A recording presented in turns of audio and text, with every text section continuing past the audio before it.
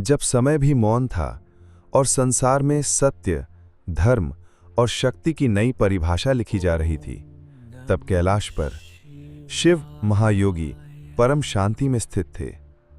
वो ध्यान में लीन थे।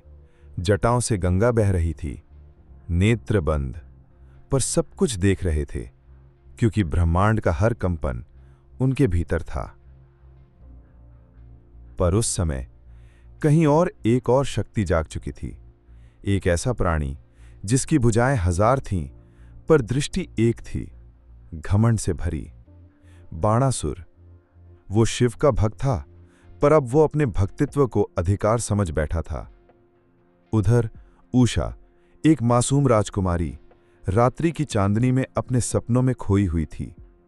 पर उसके सपने कोई साधारण सपने नहीं थे, वो थे नियति के संकेत।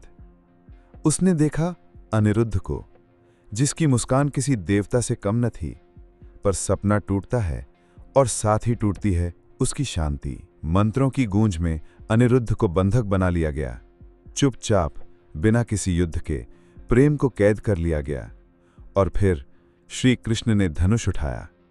धरती थर्राई, आकाश गरजा, और रथ पर सवार होकर धर्म स्वयं युद्ध भूमि में उतर आया।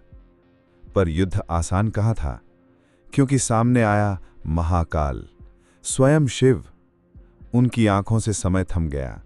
त्रिशूल उठा, और पहली बार सुदर्शन और त्रिशूल आमने सामने थे। वो कोई युद्ध नहीं था, वो था प्रश्न।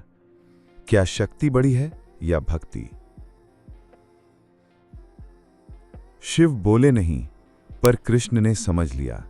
उन्होंने कहा, जिसे तुमने अपनाया है उसे मैं कैसे त्याग दूं?